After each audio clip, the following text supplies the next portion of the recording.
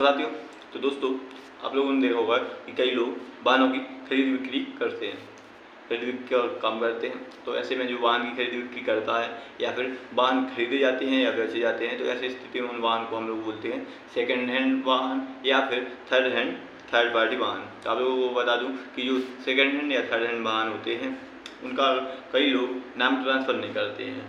उनका जो first ownership होती है या सेकंड ओनरशिप होती है या फिर वाहन की थर्ड पार्टी ओनरशिप होती है, तो ऐसे में वह उस वाहन का नाम ट्रांसफ़र नहीं करते हैं। वो इसलिए नहीं करते हैं क्योंकि जो वाहन है उसकी कीमत बनी रहे, उसकी अधिक कीमत मिल जाए, इसके कारण वह नाम ट्रांसफ़र नहीं करते। तो ऐसे में अगर कोई भी नाम ट्रांसफ़र नहीं कर रहा है तो ऐसे में उसको परेशानी हो सकती है जो उस वाहन का ओनर है। आप लोगों को बता दूं कि अगर कोई भी व्यक्ति किसी भी वाहन का अगर नाम ट्रांसफ़र नहीं कर रहा है तो ऐसे में उसे परेशानी या दिक्कत का सामना करना पड़ेगा। ट्रांसफ़र करने के लिए कुछ नियम है। आप लोगों को बता दूं कि जो मोटर व्हीकल एक्ट का सेक्शन 50 है उसमें कुछ नियम है। आप लोगों को बता दूं कि अगर कोई व्यक्ति किसी का नाम ट्रांसफ़र करता है तो ऐसे में अगर कोई भी वाहन लेता है तो ऐसे में उसे अगर वह उसी राज्य का है और उसी राज्य से वाहन परचेज कर रहा है तो उसे लगभग 14 दिन का समय मिलता है। 14 दिन के बाद वह नाम ट्रांसफ़र 14 दिन के अंदर वह नाम ट्रांसफ़र कर सकता है। उस 14 दिन के बाद वह नाम ट्रांसफ़र नहीं करा सकता है।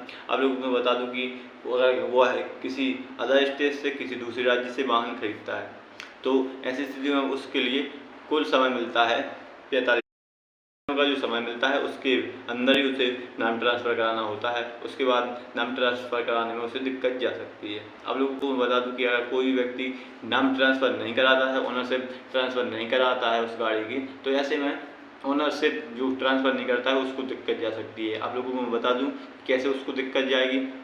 कोई भी वाहन खरीदते समय आपने नाम ट्रांसफ़र नहीं करवाया है, ओनरशिप ट्रांसफ़र भी नहीं करवाई है, तो ऐसी स्थिति में आप लोगों को बता दूं अगर कोई स्टाम्प लिखा हुआ है आपके पास, आप सोचेंगे कि मेरे पास स्टाम्प लिखा हुआ रखा है, तो उस स्टाम्प की वैधता आप लोगों को बता दूं सिर्फ 14 दिन की होती है। 14 दिन के बाद उस स्टाम्प की कोई वैधता नहीं बचती है वाहनों के मामले में। तो आप लोगों को अगर मैं बता दूं कि अगर आपके पास स्टाम्प है या फिर स्टाम्प से आप सोच रहे हैं कि वह मेरी गाड़ी है, तो ऐसा नहीं है। ओनरशिप जिसके वह नाम पर है उसी की गाड़ी कहलाएगी। तो आपको मैं बता दूं कि जो नाम ट्रांसफ़र ना होने पर किसको घाटा है और किसको फ़ायदा है। तो मैं बता दूं कि जो नाम ट्रांसफ़र अगर नहीं होता है तो ऐसे में जो जिसके नाम पर गाड़ी है उसको ज़्यादा घाटा लगता है। आप लोगों की जानकारी के लिए मैं बता दूं अगर किसी भी वाहन से कोई एक्सीडेंट हो जाता है, कोई आपराधिक गतिविधि हो रही है, तो ऐसे में जिसके नाम पे वह वाहन है, जिसके नाम पे उसकी ओनरशिप है, जिसके नाम पे वह कागज़ है उसके, तो उसी को पकड़ा जाएगा, उसी के खिलाफ कार्रवाई होगी। अगर मान लीजिए कोई आपराधिक गतिविधि होती है तो ऐसे में जिसके नाम पर अगर वाहन है, जिसके नाम पर कार है या फिर गाड़ी है, उसी पर क्रिमिनल केस भी हो सकता है और सिविल केस भी हो सकता है। आप लोगों को बता दूं कि अगर जिसका नुकसान हुआ है उसको क्रिमिनल केस भी करा सकता है और सिविल केस करके आपसे क्षतिपूर्ति की मांग भी कर सकता है। तो इसलिए अगर आपका वाहन किसी और के नाम पर है या फिर आपका जो वाहन आपके नाम पर वाहन था और वह वाहन कोई और चला रहा है, तो ऐसे में आप अपना वाहन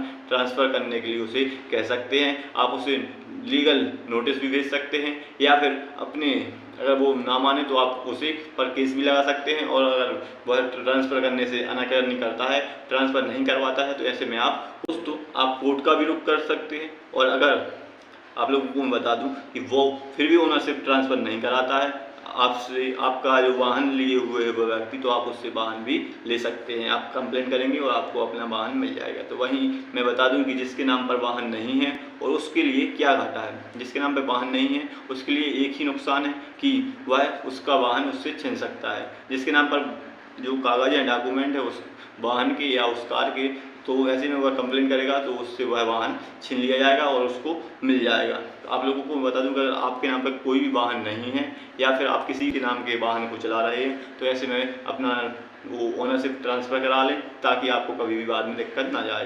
तो दोस्तों आपको यह जानकारी कैसी लगी हमें कमेंट में बताएं। और अगर हमारी वीडियो अच्छी लगी हो तो वीडियो को लाइक करें और अपने दोस्तों में ज़्यादा से ज़्यादा शेयर करें। और हमारे चैनल पर अगर पहली बार आए हैं तो चैनल को सब्सक्राइब करना ना भूलें। जय हिंद दोस्तों।